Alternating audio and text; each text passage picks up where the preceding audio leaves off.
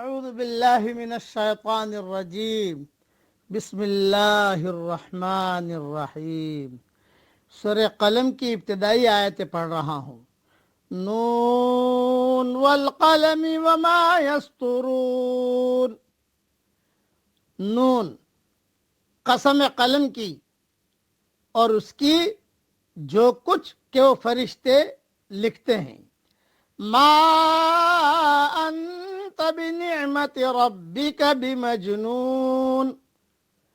تو اپنے رب کے فضل سے دیوانہ نہیں ہے۔ وَإِنَّ لَكَ لَأَجْرًا غَيْرَ مَمْنُونٍ، اور بے شک تیرے لیے بے انتہا اجر ہے۔ وَإِنَّكَ لَعَلَىٰ خُلُقٍ عَظِيمٍ، اور بے شک تو بہت بڑے عمدہ اخلاق پر ہے۔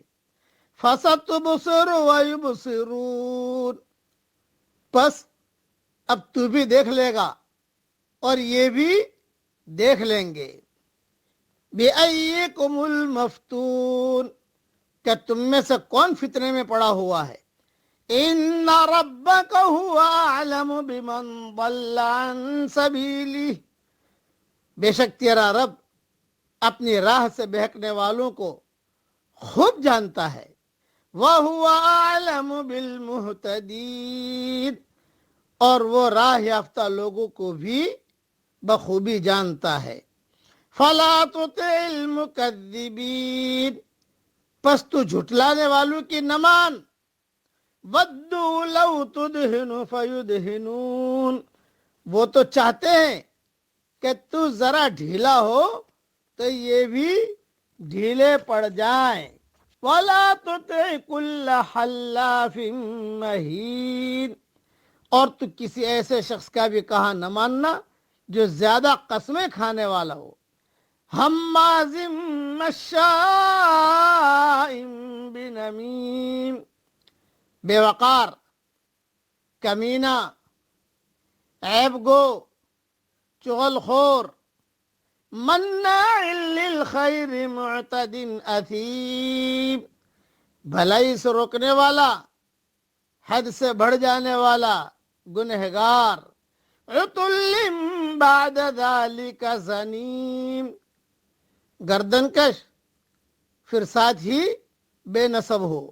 ان کان ذا مال و بنین، اس کی سرکشی صرف اس لیے ہے کہ وہ مال والا اور بیٹوں والا ہے۔ اذا تتلا علیہ آیاتنا قال اساطیر الاولین، جب اس کے سامنے ہماری آیتیں پڑھی جاتی ہیں تو کہہ دیتا ہے کہ یہ تو اگلوں کے قصے ہیں۔ سنسمہ علی الخرطوم، ہم بھی اس کی سونڈ ناک پر داغ دیں گے۔ اس وقت چونکہ میں سفر میں نکل رہا ہوں بالکل، اور اس کی تشریح کا زیادہ وقت نہیں ہے، لیکن صرف ایک دو باتیں جو ہے وہ عرض کر دیتا ہوں۔ حضرت عائشہ رضی اللہ تعالیٰ عنہ سے آپ صلی اللہ علیہ وسلم کے اخلاق کے بابت سوال کیا گیا تو فرمایا کان خلقہ القرآن۔ صحیح مسلم میں یہ حدیث موجود ہے۔ اللہ جل جلالہ عم نوالہ نے قلم کی قسم کھائی جس کی اس لحاظ سے ایک اہمیت ہے کہ اس کے ذریعے سے تبیین و تہذیب ہوتی ہے۔ بعض کہتے ہیں کہ اس سے مراد وہ خاص قلم ہے جسے اللہ نے سب سے پہلے پیدا فرمایا اور اس کو تقدیر لکھنے کا حکم دیا، چنانچہ اس نے ابد تک ہونے والی ساری چیزیں لکھ دی۔ سنن ترمذی میں یہ حدیث موجود ہے۔ یسترون کا مرجع اصحاب قلم ہے، جس پر قلم کا لفظ دلالت کرتا ہے، اس لیے کہ اعلی کتابت کا ذکر کاتب کے وجود کو مستلزم ہے۔ مطلب ہے کہ اس قسم کی بھی جو لکھنے والے لکھتے ہیں یا پھر مرجع فرشتے ہیں، جیسے ترجمے سے واضح ہوا۔ خلاصہ کلام یہ ہے کہ اللہ جل جلالہ عم نوالہ نے حضور صلی اللہ علیہ وسلم کی اس میں تعریف کی جو نمایاں ہے۔